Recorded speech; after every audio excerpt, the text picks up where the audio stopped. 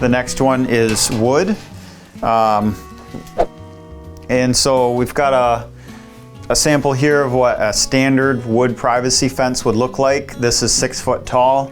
You can kind of get a gauge for my height. I'm a little bit taller than that. This is a 6 foot tall privacy fence with a standard, what we call a dog ear picket. This is what we install probably 60% of the time that we're installing fencing. We buy all the materials for this in super large quantities. We assemble it on site, makes it fairly economical. It's also great for privacy.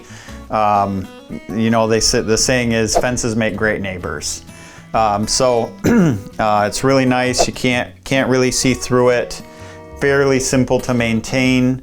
There is maintenance that's required with a wood fence, so you definitely want to keep that in mind.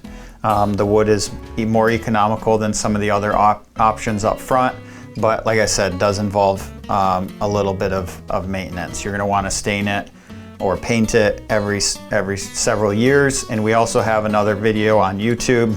If you want to know if it's time to stain your fence, check out that video. That'll help you get a good gauge if it's due to stain your fence. With wood, there's a few other options that are available as far as materials. This is just basic treated wood. We can get cedar pickets. They look a little bit nicer. It's a little bit nicer material. But then there's different patterns that we could install the pickets in. There's an alternating style called dog ear. We've installed one where the boards overlap each other, so there's absolutely no room to be peeking through the fence. We call that board on board. That's another option. We've added lattice to the top. Like I said, there's quite a few different variations of the same basic fence.